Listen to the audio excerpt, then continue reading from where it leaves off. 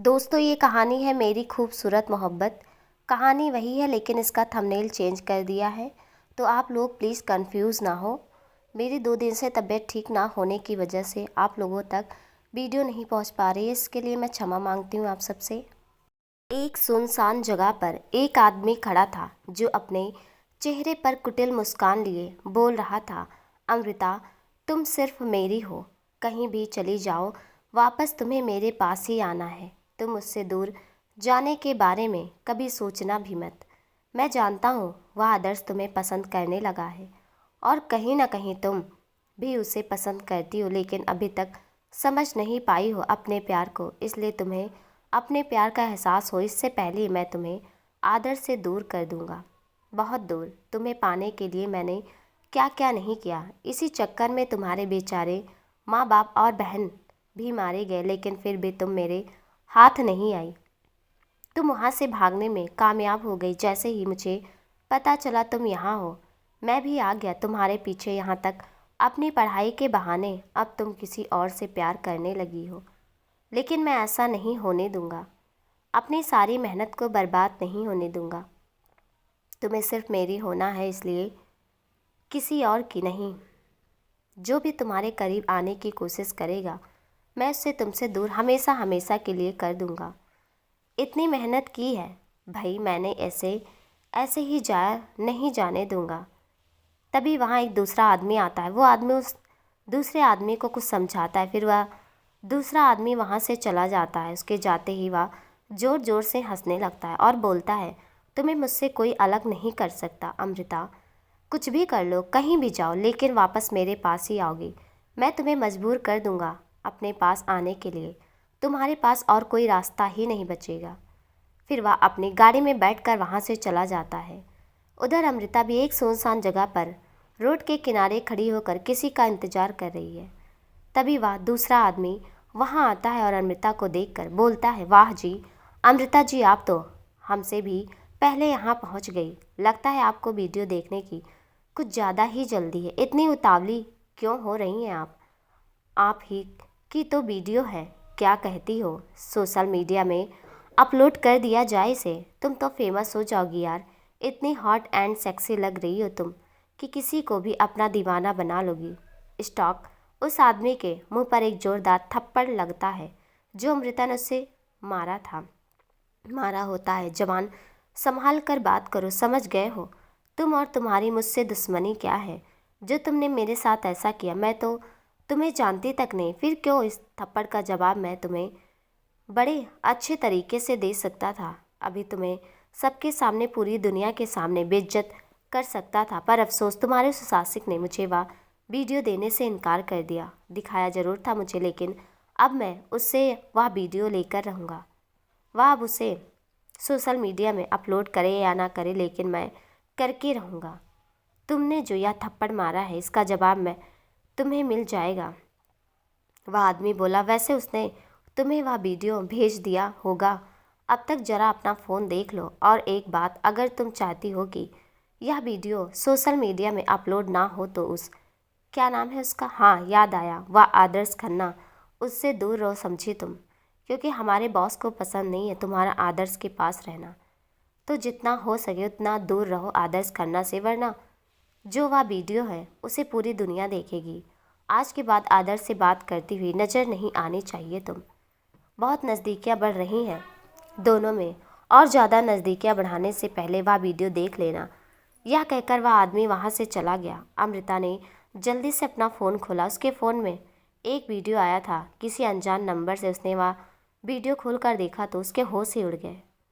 वह एकदम से ज़मीन पर बैठ गई और उसकी आंखों से आंसू बहने लगे।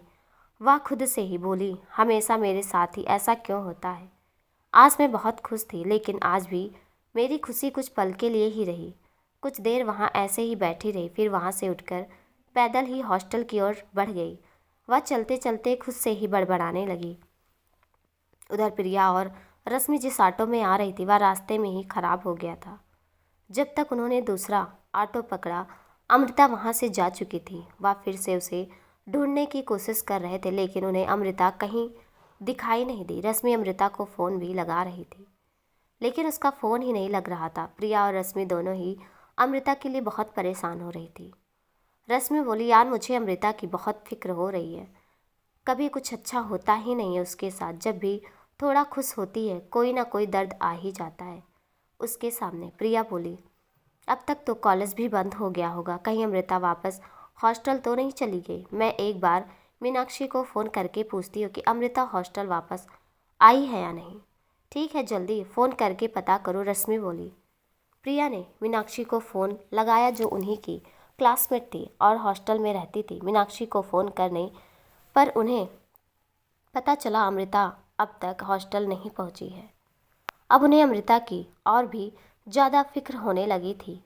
एक तो हॉस्पिटल से इतना परेशान होकर निकली थी, ऊपर से उनमें उसने उन लोगों को कुछ बताया ही नहीं कि वह कहाँ जा रही है, किससे मिलने जा रही है। तभी रश्मि के फ़ोन पर आदर्श की कॉल आती है। आदर्श रश्मि से पूछता है कि वह लोग कहाँ हैं और उन लोगों का फ़ोन क्यों नहीं लग रहा है। फिर आदर्श अमृता के बारे में भी पूछता है, तुम तीनों साथ में ही हो ना, और कॉलेज से कहाँ चली गई थी तुम लोग। यह सारे प्रश्न आदर्श एक ही बार में पूछ चुका था।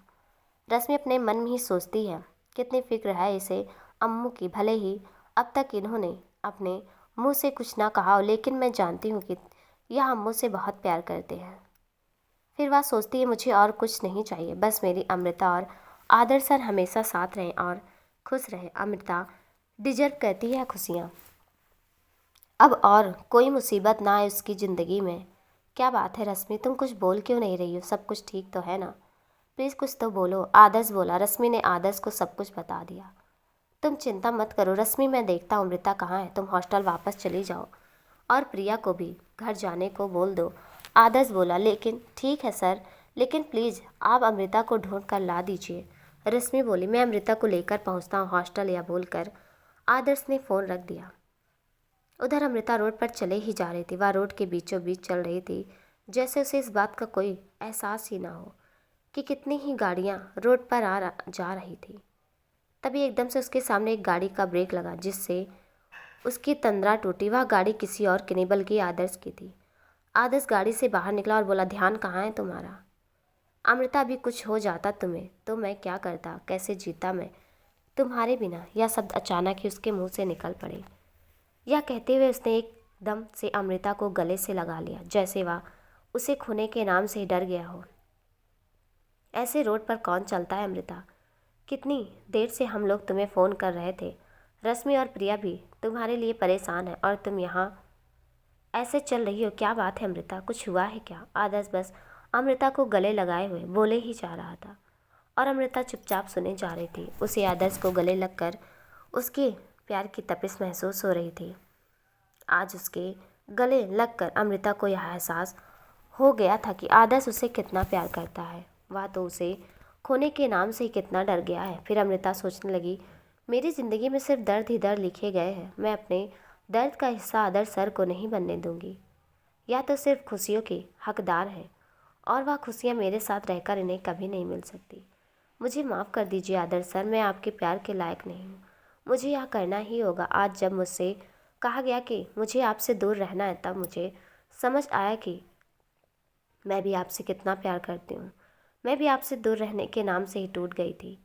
आपके साथ रहने से खुशी मिलती है मुझे, लेकिन अब क्या फ़ायदा इन सब बातों का? मैं तो आपसे यह बोल भी नहीं पाई कि मैं आपसे प्यार करती हूँ, ना ही आपके मुंह से यह सुन पाई कि आप भी मुझसे प्यार करते हैं। एहसास है मुझे आपके प्यार का, लेकिन आपके मुंह से सुनने से जो खुशी मिलती है उसे वंचित रह गई मैं।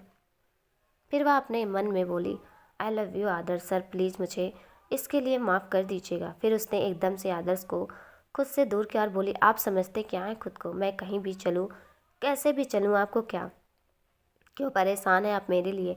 क्या लगती हूँ मैं आपकी? क्या रिश्ता है हमारा जो आप मेरे लिए ऐसे परेशान है? वैसे मैं हॉस्टल ही वापस जा रही हूँ, मुझे किसी की हमदर्दी की कोई आवश्यकता नहीं है। तो प्लीज़ आप यहाँ से चले जाइए और आज के बाद आप मुझसे दूर रहिएगा। क्या कहा तुमने अमृता? क्या रिश्ता है हमारा? क्या गलती हो? क्या लगती हो तुम मेरी? दोस्ती यही रिश्ता है तुम्हारा और मेरा? भूल गई क्या हम दोनों दोस्त हैं? तुमने भी तो मुझे अपना दोस्त माना था, तो तुम यह कैसे कह सकती हो कि हमारा क्या रिश्ता है? क्या दोस्ती के रिश्ते के नाते मैं तुम्हारे लिए चिंतित भी नहीं हो सकता? क्या मेरा इतना भी हक नहीं है? आदर्श अमृता की आंखों में देखते हुए बोला। आदर्श को अपनी आंखों में देखता पाकर अमृता उससे नज़रें चुराने लगी और उसे नज़रें हटाकर बोली, ठीक है, मैं मानती हूँ दोस्ती का रिश्ता था, लेकिन आज से यह रिश्ता भी ख़त्म करती हूँ मैं। मुझे आपसे कोई रिश्ता नहीं रखना, ना दोस्ती का, ना दुश्मनी का, ना ही कोई और।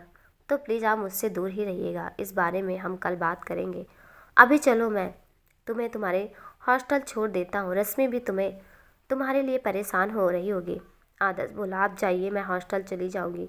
मैं कोई छोटी बच्ची नहीं हूँ जो आप मुझे छोड़ने नहीं आए तो मैं कहीं गुम हो जाऊंगी। अमृता फिर से आदर्श से नज़रें चुराते हुए बोली, चुपचाप गाड़ी में बैठो, मुझे और कुछ नहीं सुनना। बाकी तुमने जो भी कहा उस बारे में हम कल बातें करेंगे। मैं एक बार कह चुका हूँ, बार बार नहीं कहूँगा। आदर्श बोला, मुझे ना ही आपसे कल बात करनी है, ना ही कभी और। हमारी बातें अभी इसी वक्त से कब ख़त्म होती है, तो प्लीज़ आप चले जाइए। मुझे नहीं आना आपके साथ आपकी गाड़ी में। मैं खुद ही चली जाऊंगी। आपके पास गाड़ी है, आप अमीर परिवार से हैं, इस बात की धौंस मत दिखाइए मुझे। मैं उन लड़कियों में से नहीं हूँ जो अमीर लड़के को देखकर उनके पीछे पीछे घूमती हूँ। तो यह आपके लिए भी अच्छा होगा कि आप मुझसे दूर ही रहें। तुम्हारा दिमाग तो ख़राब नहीं है क्या? बोल रही हो तुम? तुम्हें पता भी है और मैंने कब धौंस जमाई तुम पे अपनी अमीरी की। और एक बार कह चुका हूँ, गाड़ी में बैठो तो चुपचाप जाकर गाड़ी में बैठो। इस बार आदर्श थोड़ा गुस्से में बोला, मैं भी कह चुकी हूँ, मुझे आपके साथ गाड़ी में नहीं कहीं नहीं जाना। अमृता भी उसी लहजे में उससे बोली। अमृता की बात सुनकर आदर्श को गुस्सा आ गया और उसने अमृता का हाथ पकड़कर उसे गाड़ी के अंदर बैठा दिया और खुद ड्राइविंग सीट पर बैठ गया। फिर उसने रश्मि को फ़ोन करके बताया कि अमृता और वह हॉस्टल आ रहे हैं और साथ में प्रिया को भी कॉल करने को बोल दिया। आदर्श और अमृता एक साथ गाड़ी में बैठे थे, लेकिन दोनों ही आज एकदम चुप थे। दोनों के बीच एक अजीब सी खामोशी छाई हुई थी। आदर्श को अमृता पर गुस्सा आ रहा था। उसने एक नज़र भी अमृता की ओर नहीं देखा। आदर्श को गुस्सा इस बात पर नहीं आ रहा था कि अमृता ने उससे इतना सब कुछ कहा, उससे दोस्ती तोड़ दी, बल्कि इस बात पर आ रहा था कि अमृता ने उसे इस लायक भी नहीं समझा कि वह उसे अपनी परेशानी बता सके, उससे अपनी तकलीफ़ को बांट सके। फिर उसने अपने मन में ही सोचा, शायद मैं इस लायक ही नहीं हूँ कि अमृता मुझसे कुछ भी बांट सके। इसमें उसकी भी क्या गलती है? मैंने कभी उसे यह एहसास नहीं दिलाया कि वह मेरे लिए कितनी ज़रूरी है। उसके हर दुख हर तकलीफ़ से मुझे फ़र्क पड़ता है। उसका हर दुख हर तकलीफ़ मेरी है। अगर यह मैंने उसे कभी बताया होता तो वह आज अपनी परेशानी मुझसे बांटने में इतना नहीं हिचकिचाती। बहुत प्यार करने लगा हूँ तुमसे अमृता, अब तुम्हारे बिना रहने की सोच भी नहीं सकता। पर तुम्हें कैसे कहूँ मैं, यहाँ समझ नहीं आता। अमृता तो बस आदर्श को ही देख रही थी।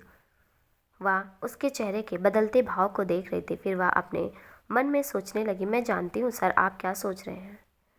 कितने ही सवाल होंगे आपके मन में, पर मैं मजबूर हूँ आपके किसी सवाल का जवाब नहीं दे सकती। आई लव यू सर, लेकिन शायद ये शब्द मैं आपसे कभी ना बोल पाऊँ। मुझे माफ़ कर दिए। मैं जानती हूँ आप मुझसे नाराज़ हैं, लेकिन मैं आपकी नाराज़गी दूर भी नहीं कर सकती। आप मुझसे ऐसे ही नाराज़ रहेंगे, ये शायद बेहतर होगा। आदर्श तभी आदर्श को एहसास हुआ कि अमृता कब से उसे देखे जा रही थी। तो आदर्श ने अपनी नज़रें अमृता की ओर घुमाई। आदर्श को अपनी ओर देखता पाकर अमृता ने अपनी नज़रें उस पर से हटाई और वह खिड़की से बाहर की ओर देखने लगी। इस तरह नज़रें क्यों चुरा रही हो तुम? जब तक मैं तुम्हारी ओर नहीं देखा था तब तक तुम मुझे ही देख रही थी। तुम मुझसे नज़रें मिलाने में इतना डर क्यों रही हो, या फिर कुछ छुपा रही हो मुझसे? शायद तुम मुझे इस लायक ही नहीं समझती कि मुझे तुम अपनी परेशानी बता सको। अमृता ने आदर्श की बातों का कोई जवाब नहीं दिया। वह बस खिड़की से बाहर नज़रें टिकाए बैठी थी। अमृता खिड़की से बाहर नज़रें टिकाए ही सोच रही थी, हाँ सच में मैं आपसे नज़रें नहीं मिला सकती। अगर मैंने आपसे नज़रें मिलाई तो मैं आपसे झूठ नहीं बोल पाऊँगी। आपकी नज़रों में मुझे खुद के लिए प्यार दिखता है, तो कैसे आपकी नज़रों में देखकर मैं झूठ बोल सकती हूँ? और मैं आपको सच बता नहीं सकती, बस इसलिए आपसे इस तरह नज़रें चुरा रही हूँ। फिर से एक बार उन दोनों के बीच एक गहरी खामोशी छा गई। ऐसे ही चुपचाप बैठे दोनों हॉस्टल पहुँच चुके थे।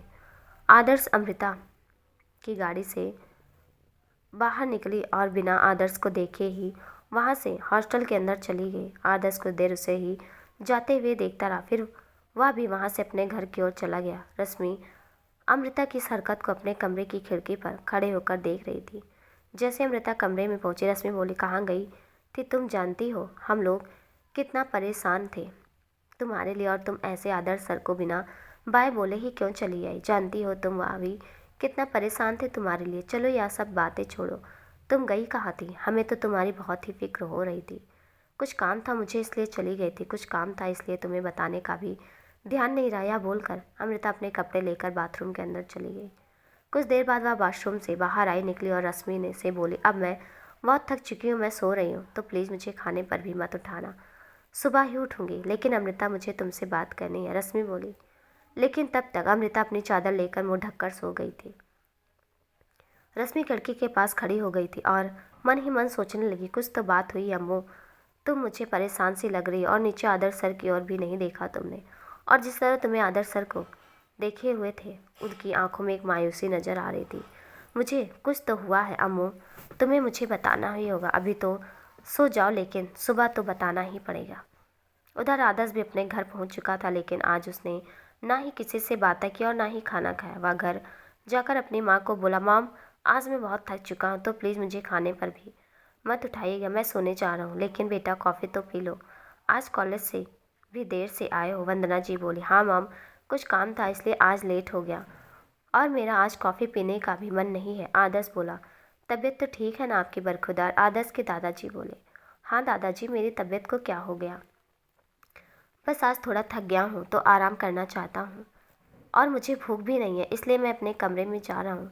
यह बोलकर आदर्श अपने कमरे में चला गया और उसने अपने कमरे का दरवाज़ा बंद कर दिया।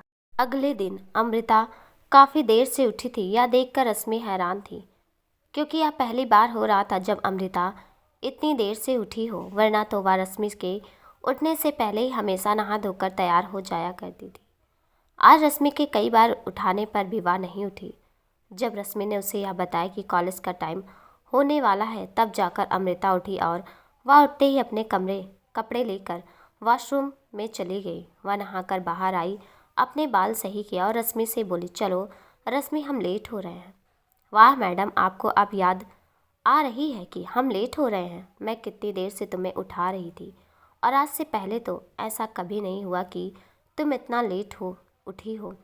तो आज ऐसा क्या हो गया जो इतनी देर तक सोती रही? शाम को भी तुम जल्दी से सो गई थी और अभी इतनी देर से उठी। अम्मू तुम मुझे नहीं बताओगी कि तुम इतना परेशान क्यों हो? रश्मि बोली। बैठो अमृता रश्मि की ओर देखते हुए बोली, और उसने अपना फ़ोन उठाया और वह वीडियो रश्मि को दिखाया। वह वीडियो देखते ही रश्मि के भी होश उड़ गए। ये क्या है अम्मू, और तुम्हारे फ़ोन पर यह वीडियो कहाँ से आया? यह तो तुम ही लग रही हो अम्मू, किसने बनाया है ऐसा घटिया वीडियो? और मुझे तो यह पुराना लगता है, जब हम स्कूल में थे तब का। लेकिन यह वीडियो बनाई कहाँ गई है? मुझे यह समझ नहीं आ रहा है। मुझे नहीं पता रस्सू, यह वीडियो किसने बनाई और कहाँ। मैं नहीं जानती उस इंसान को जिसने यह वीडियो भेजा है। मुझे ऐसे नहाते वॉशरूम में कोई कैसे तुम्हारा वीडियो बना सकता है? मुझे तो लगता है यह इंसान कोई हमारे आसपास का ही है, जो हमें अच्छे से जानता है। शायद हम भी उसे जानते हो। लेकिन एक बात मेरी समझ में नहीं आ रही, जब उस इंसान ने यह वीडियो पहले ही बना ली थी तो आज तुम्हें क्यों भेजी है? पता नहीं रस्सू, मेरे कुछ समझ में नहीं आ रहा है। कौन इंसान है यह जिसने इतनी गंदी हरकत की है? फिर अपने अमृता ने रश्मि को वह दूसरा आदमी जो उससे मिलने आया था, उसने जो कुछ भी कहा वह सब बताया। अब तुम ही बताओ रश्मि, मैं क्या करूं? उसने मुझसे बोला है कि अगर मैंने आदर्श सर से बात की तो वह यह वीडियो इंटरनेट में डाल देगा। फिर उसने आदर्श के साथ जो बिहेव किया था वह सब भी रश्मि को बताया। कल मैंने आदर्श सर के साथ बहुत बुरा व्यवहार किया। यार रश्मि, मुझे इस बात से बहुत ही गिल्टी फील हो रहा है। ओ तो वह इंसान नहीं चाहता है कि तुम आदर्श सर के करीब जाओ। मुझे लगता है उस इंसान को डर है, कहीं तुम आदर्श सर से प्यार ना करने लगो। एक मिनट, कहीं वह प्रताप तो नहीं? एक बार उसने तुम्हें कॉलेज में प्रपोज किया था, पर तुमने उसे मना कर दिया था। कहीं वही उसी का बदला लेने के लिए तो उसने यह सब नहीं किया?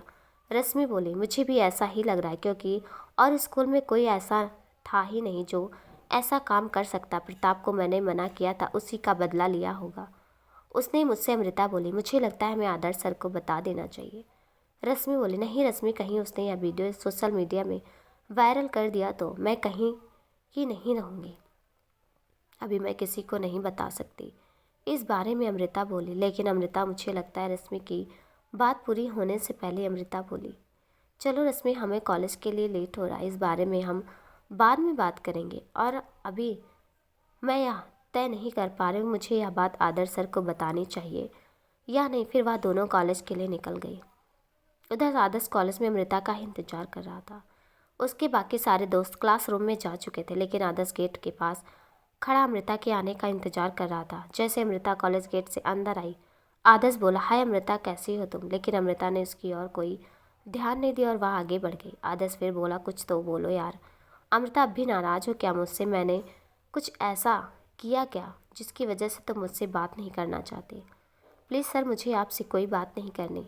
मैंने जो भी कहना था मैं कल कह चुकी थी, तो प्लीज़ अब आप मेरा पीछा करना बंद कीजिए। और वह आगे बढ़ गई। वहीं कुछ दूर पर खड़ा एक लड़का यह देखकर मुस्कुरा रहा था। वह अमृता को आदर्श से दूर देखा जाता देखकर खुश हो रहा था। क्लासरूम में जाकर रश्मि अमृता से बोली, अम्मी, मुझे लगता है तुम्हें आदर्श सर को सब कुछ बता देना चाहिए, वह हमारी मदद कर सकते हैं। मैंने कहा ना रश्मि, इस बारे में हम बाद में बात करेंगे, तो अभी तो इस बात को यहीं पर ख़त्म करो, अब हम हॉस्टल जाकर बात करते हैं।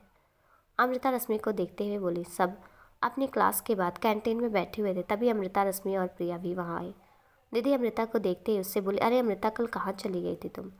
प्रिया ने बताया कि तुम उन्हें छोड़कर कहीं चली गई थी, तो कोई प्रॉब्लम है क्या? नहीं मैम, कुछ ज़रूरी काम था इसलिए गई थी, अमृता बोली। और फिर वह तीनों एक टेबल पर जाकर बैठ गई। निधि बोली, इधर आकर बैठो ना तुम लोग। नहीं मैम, हम लोग यहाँ ठीक हैं, आप लोग बैठिए, अमृता बोली। निधि आदर्श को देखती हुई बोली, तुम दोनों के बीच कुछ हुआ है क्या? कहीं झगड़ा वगड़ा तो नहीं किया तुमने अमृता से? निधि, नहीं निधि, मैंने अमृता से कोई झगड़ा नहीं किया, लेकिन मुझे समझ नहीं आ रहा है कि अमृता को क्या हुआ है। वह कल कुछ अजीब सी बातें कर रही थी और उसने आज भी मुझसे बात नहीं की। फिर आदर्श वहाँ से उठकर अमृता की टेबल पर चला गया। वह अमृता से बोला, अमृता, मुझे तुमसे कुछ बात करनी है। लेकिन सर, मुझे आपसे कोई बात नहीं करनी है, मैं आपसे पहले भी कह चुकी हूँ, अमृता बोली। आदर्श ने अमृता का हाथ पकड़ा और वहाँ से उसे उठाकर अपने साथ बाहर ले गया। उसने अमृता को बाहर लगी एक बेंच पर बैठाया और बोला, क्या बात है अमृता, क्यों परेशान हो इतना? प्लीज़ मुझे बताओ, मैं हमेशा तुम्हारे साथ हूँ, तुम्हारी हर परेशानी मेरी परेशानी है, तो मुझे बताओ क्या बात है। मुझे कोई कुछ नहीं बताना और मुझे आपसे बात भी नहीं करनी। यह बोलकर अमृता वहाँ से उठकर चली गई। आदर्श उसे जाते हुए देखता रहा और बोला, कब तक ऐसा करोगी अमृता? तुम्हें मुझे बताना ही होगा कि तुम इतनी परेशान क्यों हो। मैं जानकर ही रहूँगा, तुम समझती क्यों नहीं हो मैं तुमसे प्यार करता हूँ, और तुम्हारी उदासी मुझसे बहुत परेशान करती है। फिर वह अपने मन में ही बोला। उस दिन संडे था। रश्मि ने अमृता को समझाया कि उसे आदर्श से सर से बात कर लेनी चाहिए, वह उसके लिए बहुत परेशान है और वह हमारी मदद भी कर सकते हैं। अमृता को भी यही ठीक लगने लगा था। तब उसने आदर्श को फ़ोन किया और मिलने के लिए बुलाया। अमृता पार्क में लगी एक बेंच पर बैठी थी, तभी आदर्श भी वहां पहुंच गया। अमृता आदर्श को देखते एकदम से खड़ी हुई और उसके गले से लग गई। आदर्श कुछ समझ नहीं पाया। कुछ देर अमृता ही ऐसे आदर्श के गले लगी रही, फिर खुद को संभालते हुए आदर्श से दूर हुई। आदर्श ने अमृता को बैठने का इशारा किया, फिर वह खुद भी उसके बगल में बैठ गया। आदर्श बोला, क्या बात है अमृता, तुमने मुझे फ़ोन करके यहाँ क्यों बुलाया? कल तक तो तुम मुझसे बात ही नहीं करना चाहती थी और आज इस तरह। मुझे कुछ समझ नहीं आ रहा, मुझे माफ़ कर दीजिए सर मेरी उन हरकतों के लिए। बस मैं मजबूर थी, लेकिन अब नहीं, अब मैं आपको सब कुछ बताना चाहती हूँ। अमृता बोली, मैं हमेशा तुम्हारे साथ हूँ अमृता, भरोसा करो। आदर्श बोला, मैं जानती हूँ सर, आप हमेशा मेरे साथ देंगे, इसलिए तो मैं आपके पास आई हूँ आपको सब कुछ बताने। मुझे आपकी मदद चाहिए सर, अमृता बोली। अमृता ने आदर्श को सब कुछ बताया, उस वीडियो के बारे में भी बताया। फिर अमृता ने अपना फ़ोन निकाला आदर्श को वीडियो दिखाने के लिए, लेकिन आदर्श ने बोला, वीडियो रहने दो अमृता, तुम सब कुछ बता चुकी हो इस बारे में, अभी तुम ज़्यादा कुछ मत सोचो, मैं देखता हूँ क्या हो सकता है। जिसने भी यह किया है मैं उसे छोड़ूंगा नहीं। अमृता, मेरी तो जान ही निकल गई थी जब तुमने मुझसे यह बोला कि तुम मुझसे बात ही नहीं करना चाहती। तुम मेरे लिए बहुत खास हो अमृता, सबसे अलग हो तुम, यह बात हमेशा याद रखना। और आज के बाद कभी यह मत बोलना कि तुम मुझसे बात नहीं करोगी, हमारा कोई रिश्ता नहीं है। नहीं बोलूँगी सर, उस टाइम मुझे कुछ समझ नहीं आ रहा था कि मुझे क्या करना चाहिए, लेकिन आज के बाद ऐसा कुछ होगा नहीं होगा, अमृता बोली। आदर्श ने एकदम से अमृता को अपने गले से लगा लिया, फिर वह उठकर खड़ा हो गया। अमृता भी उठी और बोली, क्या बात है सर, आपको कोई काम है क्या? आज चले अब हम लोग यहाँ से। तभी आदर्श ने अपनी छोटी उंगली की अंगूठी निकाली और अमृता के सामने अपने घुटनों पर बैठ गया। वह अमृता की ओर देखते हुए बोला, आई लव यू अमृता। कब कैसे कहाँ तुमसे प्यार हो गया मुझे नहीं पता, मुझे बस इतना पता है कि मैं तुमसे बहुत प्यार करती हूँ और अब अपना एक भी दिन तुम्हारे बिना बिताना चाहता, तुम्हारे एहसास के बिना नहीं जीना चाहता। मैं अपनी पूरी ज़िंदगी तुम्हारे साथ बांटना चाहता हूँ। मैं चाहता हूँ कि जब भी शादी करूँ मेरी दुल्हन सिर्फ तुम हो। मैं तुम्हारे साथ अपनी आखिरी सांस तक रहना चाहता हूँ।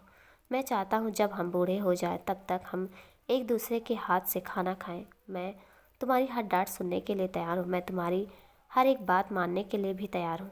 मैं तुम्हारे हर पागलपन को झेलने के लिए तैयार हूँ। अगर तुम भी मुझ जैसे अकड़ू, घमंडी और सड़ू इंसान को झेलने के लिए तैयार हो तो तुम मेरी अंगूठी को स्वीकार कर लो। आदर्श की बात सुनकर अमृता को हंसी आ गई और वह बोली, सर आप अकड़ू, सड़ू और घमंडी इंसान नहीं हैं, आप तो बहुत ही स्वीट और केयरिंग हैं। आपके साथ तो कोई भी लड़की अपनी पूरी ज़िंदगी बिताना चाहेगी। आप जैसे इंसान जिस लड़की की ज़िंदगी में आएगा वह बहुत ही खुदकिस्मत होगी। फिर उसने अपना हाथ आगे कर दिया और बोले, I love you too sir, मैं भी आपसे बहुत प्यार करने लगी हूँ।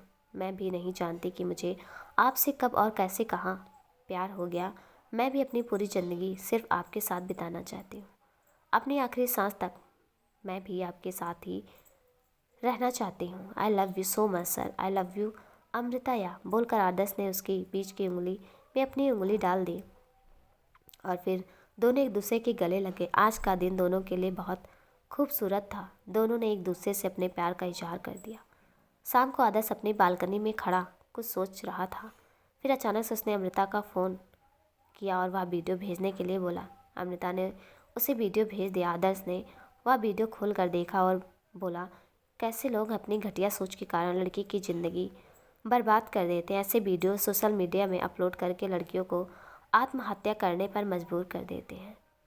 वह वीडियो देखकर उसे अचानक से फिर कुछ याद आ गया। वह एक बार फिर से उस वीडियो को देखता है और बोलता है, अब तुम्हारा खेल खत्म। मुझे समझ आ गया कि तुमने अमृता को डराने के लिए और मुझसे दूर करने के लिए यह वीडियो भेजा है, लेकिन मैं ऐसा कभी नहीं होने दूंगा। जो करना है तुम्हें कर लो, तुम जो भी हो, तुम अब मुझे और अमृता को कभी एक दूसरे से दूर नहीं कर पाओगे। दोस्तों, इस कहानी का अगला भाग आज ही आप सबको मिल जाएगा मेरे सेकंड चैनल पर, जिसका लिंक मैं कमेंट बॉक्स में और डिस्क्रिप्शन बॉक्स में दे दूँगी। और जिसे भी ना मिले वो हमें कमेंट में ज़रूर बताए, उसे उसका लिंक मिल जाएगा। कहानी कैसी लगी कमेंट में ज़रूर बताइएगा। कहानी का अगला भाग देखने के लिए प्लीज़ चैनल को सब्सक्राइब कर दीजिएगा। तब तक के लिए नमस्कार।